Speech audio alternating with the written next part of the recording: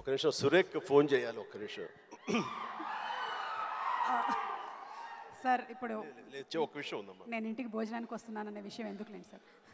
సురేఖ, నా grey సూటును black pant ఎవరు ఎత్తుకెళ్ళిపోయారండి, అది కనపట్టలేదన్నావు కదా.